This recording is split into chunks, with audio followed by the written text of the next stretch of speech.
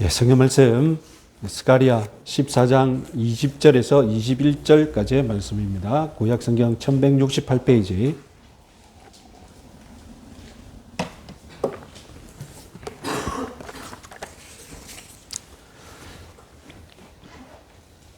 같이 읽겠습니다. 그날에는 말방울에까지 여호와께 성결이라 기록될 것이라. 여호와의 전에 있는 모든 솥이 제단 앞 주발과 다름이 없을 것이니 예루살렘과 유다의 모든 솥이 만군의 여호와의 성물이 될 것인즉 제사 드리는 자가 와서 이 솥을 가져다가 그것으로 고기를 삶으리라. 만군날에는 만군의 여호와의 전에 가나안 사람이 다시 있지 아니하리라. 아멘. 오늘 본문에서 이 여호와께 성결이라는 구호는 원래 대제사장의 이마에 붙이는 순금패라는 것이 있는데 그 순금패에 새기는 문구입니다. 우리 출애굽기 28장 36절에서 38절까지의 말씀 우리 같이 한번 읽어볼까요? 너는 또 순금으로 패를 만들어 도장을 새기는 법으로 그 위에 새기되 여호와께 성결이라 하고 그 패를 청색 끈으로 관 위에 매되 곧 관 전면에 있게 하라. 이 패를 아론의 이마에 두어 그가 이스라엘 자손이 거룩하게 드리는 성물과 관련된 제책을 담당하게 하라. 그 패가 아론의 이마에 늘 있으므로 그 성물을 여호와께서 받으시게 되리라. 자, 제사장이 예물을 드리러 하나님 앞에 나아갈 때에 이마에 여호와께 성결이라는 문구가 새겨진 패를 붙여야만 완성이 되는 것입니다. 하나님께서 그 제물을 받으신다는 것입니다. 그런데 지금 스가랴의 예언이 무슨 말입니까? 그날에 그때에, 이 말은 곧 메시아 시대 때에 새 시대가 오면 말방울에까지 여호와께 성결이라는 문구를 새기게 될 것이라는 것입니다. 제사장은 실제로 여호와께 성결이라는 문구를 새겨진 그 순금패를 쓰고 하나님 앞에 갔거든요. 그러면 지금 스가랴가 예언하는 바는 실제로 메시아 시대 때가 오면 진짜 그 작은 말방울에까지 여호와께 성결이라는 그 글씨를 새기고 모든 사람들이 다 그렇게 말방울에까지 다 새길 것이냐, 문자적으로 그대로 성취될 것이냐, 그걸 예언하는 것이냐. 아닙니다. 이것은 어떤 비유적인 말씀으로 해석해야 됩니다. 말방울에까지 여호와께 성결이라 기록된다는 뜻, 역시 21절과 똑같이 이해해야 됩니다. 21절에는 뭐라고 되어 있습니까?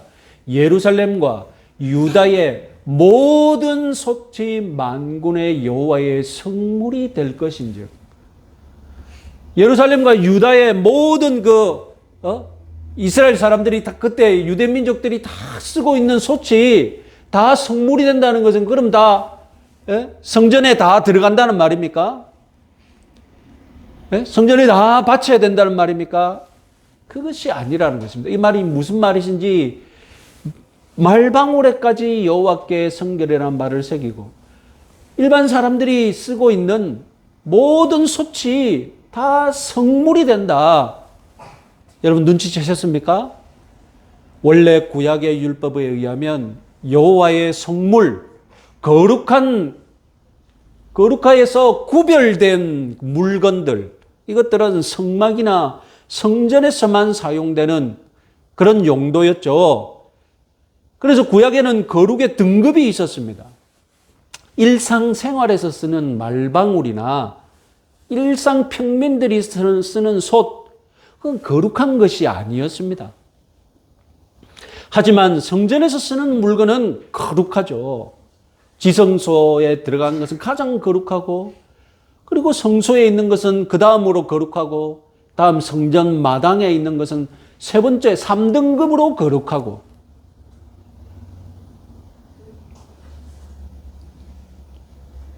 그래서 대제사장은 이마에 붙이는 순금패에다가 여호와께 성결이라고 기록해야 그걸 쓰면 그 제사장 전체가 하나의 성물, 거룩한 제사장 성전에서 쓰이는 거룩한 성물이 된다는 것 아닙니까? 하지만 일상생활에서 쓰는 말방울, 솥, 이것은 거룩을 언급할 필요가 없는 그런 물건이었습니다. 솥은 사람이 사용하기라도 하지만 말방울, 이것이야말로 말에게 달아주는 것 아닙니까? 말이 움직이고 있다는 것을 알려주는 그런 건데, 그건 뭐 거룩합니까? 말이 차는 건데요. 그런데 메시아 시대가 오면 달라집니다. 신약의 시대, 새 시대가 오면 달라진다는 것입니다. 대제사장의 순금패에만 여호와께 성결을 새길 것이 아니라 하찮은 말방울에까지 여호와께 성결을 이 문구를 새겨야 합니다. 이건 문자적으로 얘기하는 것이 아니라 도대체 이 말이 무슨 뜻인지 생각해 보라는 것이죠. 일상생활에까지도 이제 등급이 없어지고 일상생활에까지도 여호와께 성결이라는 그것이 적용된다는 것입니다. 구약에서는 거룩의 등급이 있었지만 신약 시대는 이제 거룩의 등급이 없어지고 만물 만사가 하나님 앞에서 거룩해진다는 뜻. 바로 이것을 말하기 위해서 뭐라고요? 말방울에까지 여호와께 성결이라는 문구를 새겨야 한다. 너희들이 사용하는 모든 솥이 다 성전의 성물이 될 것이다. 이렇게 표현한 것입니다. 이제 오늘 설교 제목을 조금 감 잡으셨습니까? 구약 시대에는 예배 드리는 성전, 예배 드리는 안식일에만 관심을 가지고 거룩해지려고 했었습니다. 거룩해지는 시간과 공간이 구별되어 있었습니다. 그러나 신약 시대에는 말방울이 있는 마구간, 말방울이 들리는 밭, 그리고 솥이 있는 부엌, 그래서 말과 솥이 활동하고 사용되어지는 그 일상생활의 영역에서도 이제 관심을 가지고 하나님 앞에서 거룩해져야 한다는 것입니다. 모든 시간과 공간이 하나님 앞에서 받아들여져야 한다는 것입니다. 말방울이 울리는 마구간과 밭, 그리고 솥을 사용하는 부엌에서까지도 이제 하나님이 관심을 가지시고 하나님과 동행하는 삶, 이것이 바로 신약 성경이 신약의 성도들에게 당부하고 있는 거룩함입니다. 그래서 이제 신약 시대를 사는 우리들은 일상생활의 거룩에 대해 바른 이해를 가지고 있어야 합니다. 오늘 신년감사예배를 맞아서 여러분 새해에는 여러분들의 일상생활에까지 하나님과 동행하시는, 그래서 여러분 일상생활에도 거룩해지시는 여러분들이 되시라고 오늘 몇 가지 말씀을 드리고자 합니다. 자, 일상생활과 우리 주일날 신앙생활, 평일의 일상생활과 주일의 이 예배생활, 우리가 어떻게 거룩하게 살 것인가, 이런 몇 가지 모델이 있습니다. 첫 번째 모델은 일상생활과 신앙생활을 구별하여서 서로 관계가 없는 각각의 영역으로 보는 것입니다.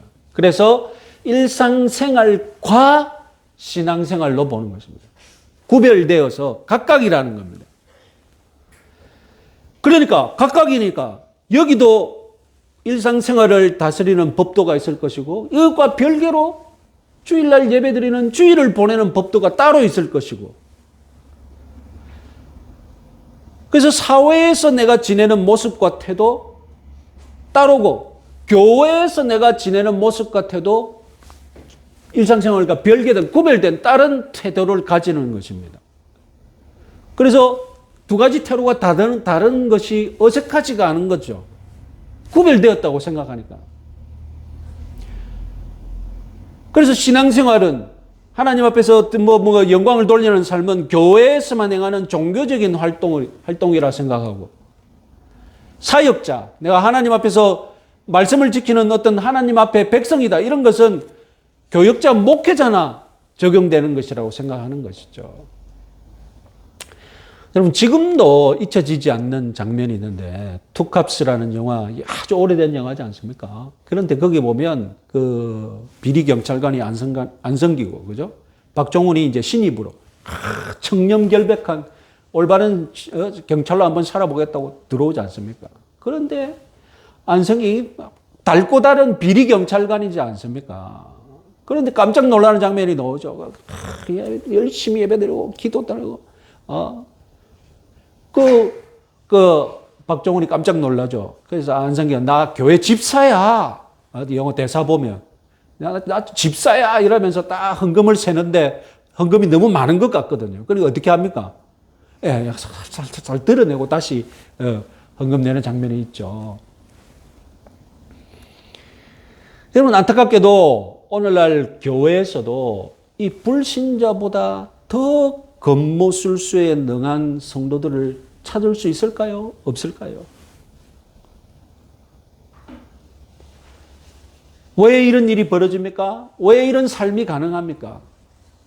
일상생활과 신앙생활은 완전히 구별된 별도의 법도가 별도의 태도와 삶을 살아야 한다고 그렇게 믿고 신앙생활을 하기 때문입니다.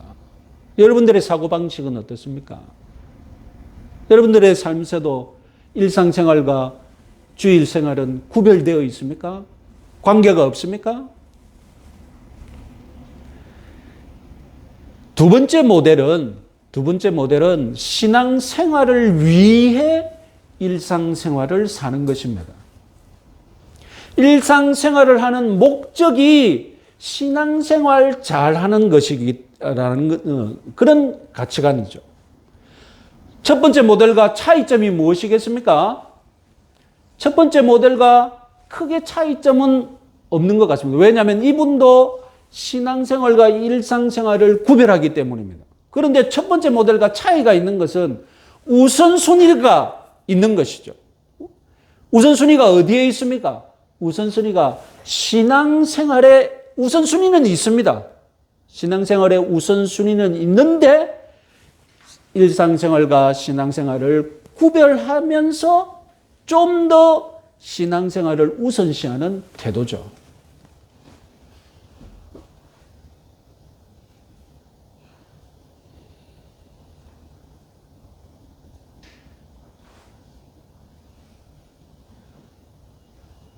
그러니까 신앙생활의 우선순위를 두고 있기 때문에 일상생활에서 비리경찰로 살지는 않겠죠. 비리경찰로 살지는 않습니다. 그럼 무엇이 문제입니까? 자기 직업이나 일상생활을 신앙의 수단으로만 보는 것이죠. 직장에 왜 다닙니까? 헌금 벌기 위해, 11조 많이 바치기 위해, 전도를 하기 위해. 어떤 초등학교 선생님, 신앙이 좋은 초등학교 선생님 학교에 부임을 해서 자기의 이 학교에서 교사로 살아가는 사명 무엇이라고 생각하겠습니까? 내가 맡은 이 어린이들에게 복음을 전하는 것이라고 그렇게 생각하는 거예요. 그러니까 이분이 애들을 가르치면서 수시로 교회 가자고 그런 식으로 얘기를 하겠죠. 그래서 매주 몇 명씩 교회 데리고 가요. 그럼 무슨 일이 벌어지겠습니까? 교회 안 가는 애들은 어떻게 되겠어요? 네? 교회 가는 애들은 선생님께 사랑받고, 교회 안 가는 애들은 선생님 사랑을 못 받는 거예요.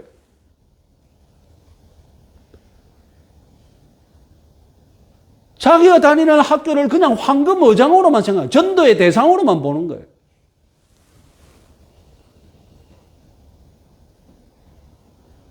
성경을 이상하게 가르치는 목사들이 성도들을 이렇게 살게 만들죠. 마치 거룩하게 사는 것처럼, 이게 제대로 된 삶인 것처럼. 이런 성도들이 많으면 주일학교는 부흥하겠죠. 자기가 다니는 모든 거 다 전도의 대상으로 보고, 전도하기 바쁜데, 그 교회는 부흥하겠죠. 그러나 제가 보기에는 이 선생님은 비성경적으로 살고 있습니다. 하나님이 교사로 부르신 목적이 무엇일까요? 아이들을 잘 가르치는 것이죠. 부족함이 없는 아이들로 가르치는 것이죠. 가정 형편 때문에 한글을 모르는 아이가 있다면 그리스도의 사랑으로 시간을 따로 내어서도 이 아이가 한글을 깨치고 바른 글을 읽을 수 있도록 헌신하는 것, 그것이 교사의 첫 번째 사명이지 않겠습니까? 반학생들을 공평하게 사랑하고 상처 없이 건강한 자아상을 가지고 이 어린 시절을 바르게 자라도록 인도하는 것, 그 교사의 첫 번째 목적이 아닙니까?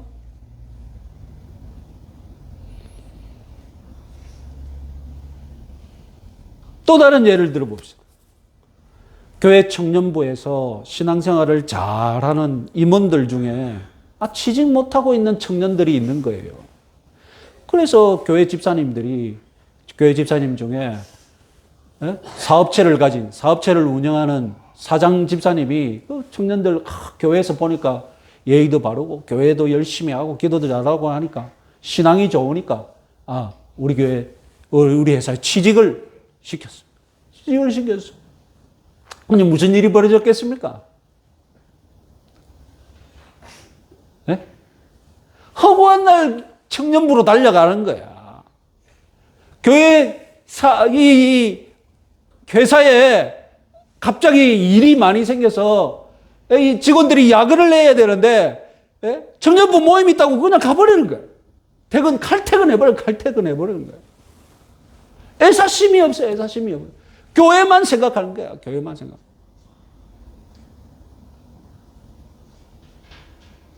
좀 집중해서 일하려면 교회 사람들이 전화하고 전화하다 시간 다 보내고. 그 집사님이 학을 떼가지고 내가 다시는 신앙 좋은 청년들 내가 직원 안 데려오겠다고.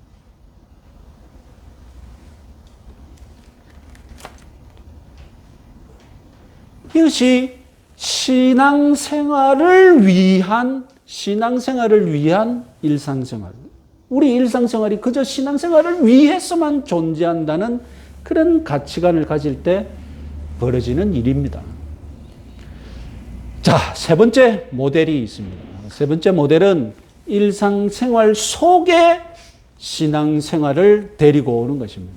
자, 이것은 무슨 말이냐? 두 번째 모델과 비슷한데요. 일상생활 속에 반드시 예배나 기독교 모임을 만드는 것을 추구하는 것입니다. 그래서 신우회 모임을 만들고 직장 내에 무슨 기도 모임을 만들고, 사실 나쁜 모델은 아니죠. 직장 생활하면서 신앙이 같은 분들끼리 모여서 예배 드리는 거, 그게 무슨 나쁜 모델이겠습니까? 다만 직장에서 이렇게 신우회 모임을 할 때 어떤 가치관을 가지고 이 모임을 하는지 우리 한번 생각해 볼 필요가 있다는 것입니다. 만약에 우리가 첫 번째 모델에서 일상생활과 신앙생활은 별개인데 그렇게 믿고 있는데 좀 더 내가 기독교인이라는 것을 광고하고 싶어서 신우회를 만들고 신우회를 조직하면 문제가 있겠죠. 특히 사장이나 이사장이 내가 기독교인이라는 걸 강조하고 싶어서 예배 시간 만들고 직원들에게 강제로, 학생들에게 강제로 참석하게 하고, 그럼 무슨 일이 벌어지겠습니까? 참석 안 하고 싶은 사람들은 맨날 반감을 가지고 그 모임에 참석할 거 아니에요. 그게 하나님 기뻐하시겠습니까?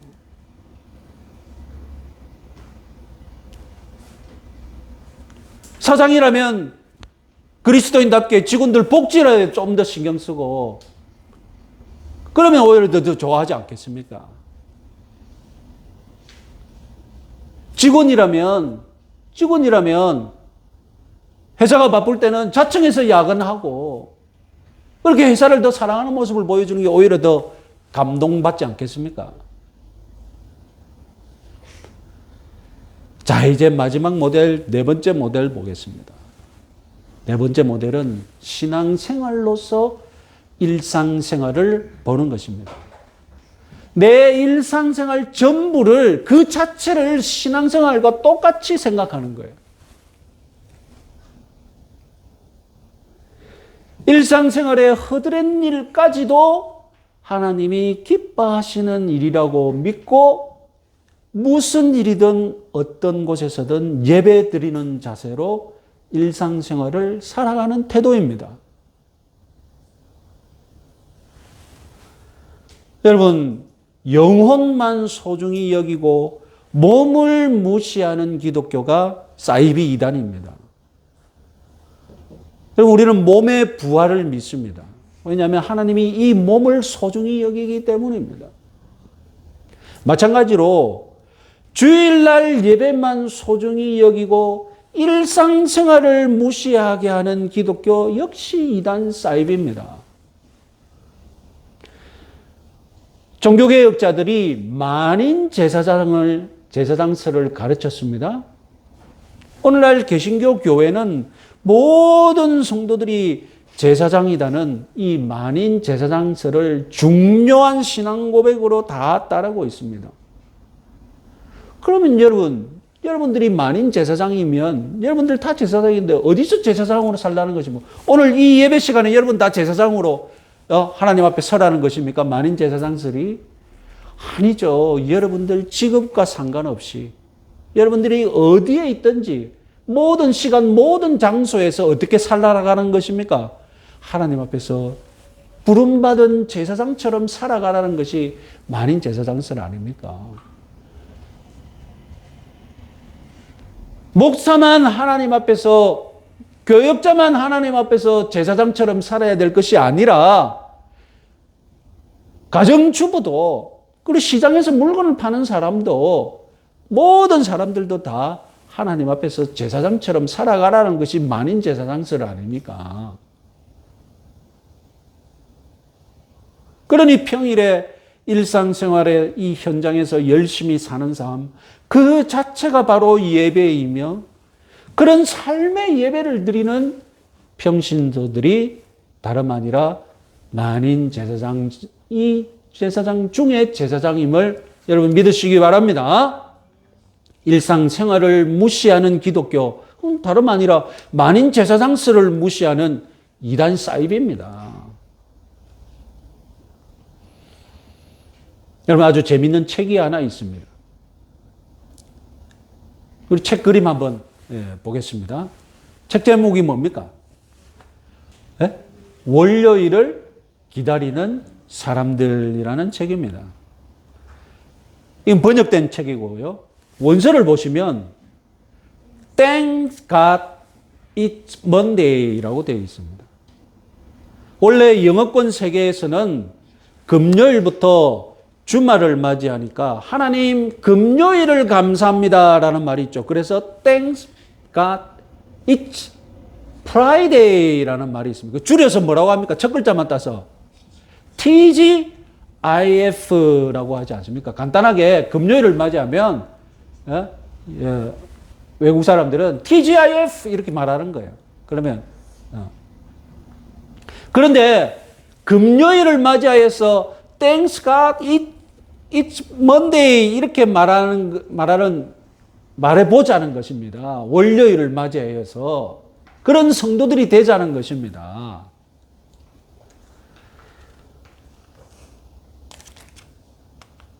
그리고 이 저자는 미국에서 철강 회사를 30년 이상 다녔던 평신도였는데, 우리가 금요일을 맞아서 하나님께 감사할 것이 아니라 월요일을 맞이하여서 하나님께 감사하는 그런 삶을 살자는 것 아닙니까? 여러분, 우리 번역서의 위 오른쪽에 뭐라고 소제목을 달아놨느냐? 주일 신앙을 평일 세계와 연결시키는 평신도라는 말이 나와 있습니다.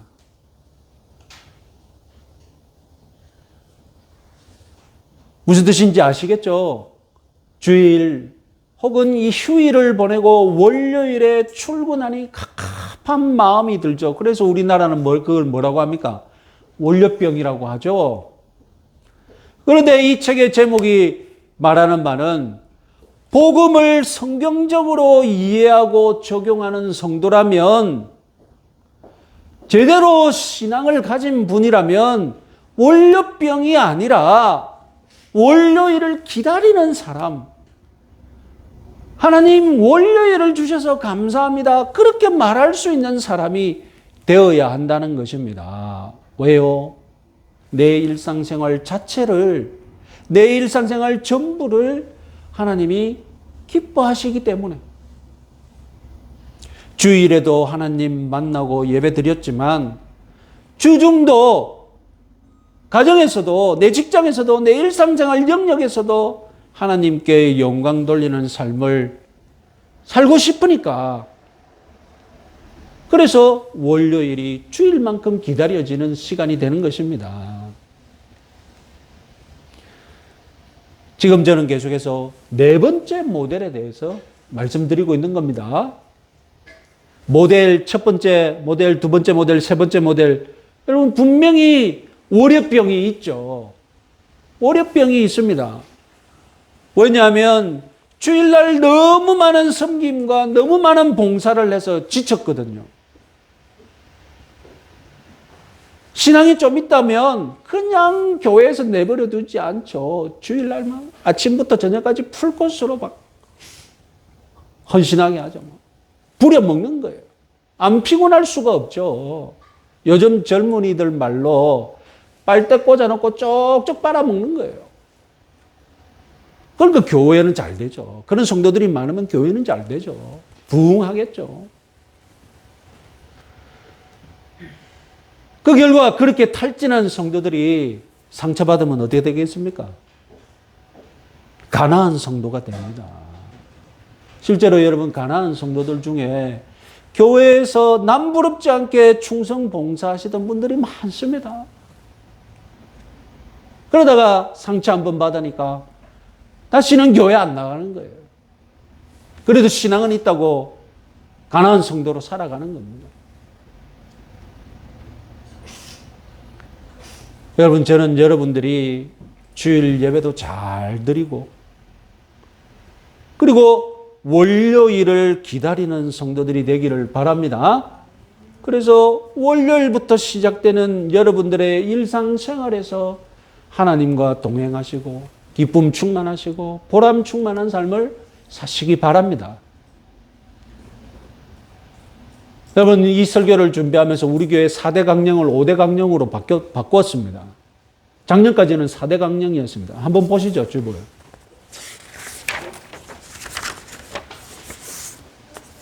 뭐라 되어 있습니까? 첫 번째가 바뀌었습니다. 첫 번째가 뭐입니까? 일상생활을 소중히 여깁니다. 우리 교회는 일상생활을 소중히 여깁니다. 같이 한번 읽어볼까요? 우리 한번 5번째, 5대 강령입니다. 같이 한번 읽어보겠습니다. 우리 교회는 일상생활을 소중히 여깁니다. 자원하는 성도들이 모입니다. 설득하는 목회와 설교를 추구합니다. 겸손한 개혁파 신학을 믿습니다. 복음주의와 동행합니다.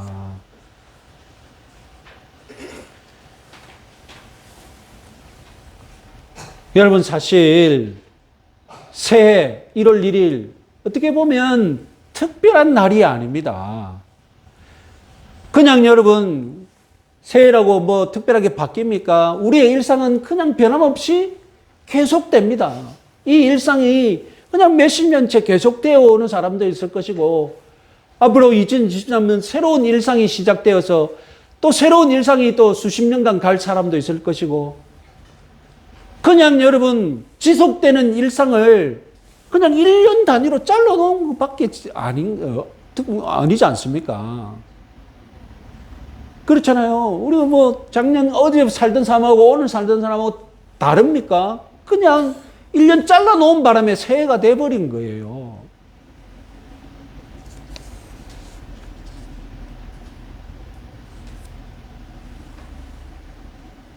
그렇지만 하나님은 이 일상을 소중히 여기고 일상을 함께하는, 하나님과 함께하는 성도들이 되어야 한다는 것입니다.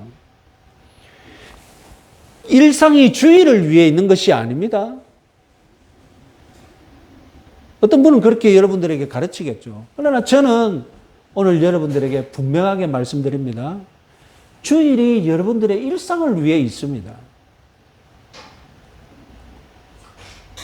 주일날 은혜 받고 푹 쉬고 그렇게 해서 여러분의 영혼들이 솟아나고 다시 소생하는 그런 시간을 가지면 여러분들의 일상이 어떻게 됩니까? 여러분들의 일상이 하나님이 기뻐하시고 하나님과 동행하는 일상이 되지 않겠습니까?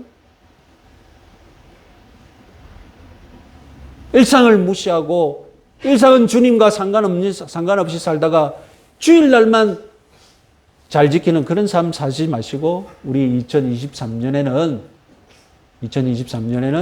주일도 잘 보내고 월요일이 기다려지는 그런 성도로 사시기 바랍니다.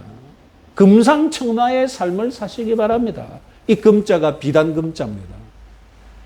비단만 입어도 좋은데, 비단만 둘러도 좋은데, 비단 위에 무엇을 첨가합니까? 꽃까지 달아라는 겁니다. 꽃까지. 금상첨화.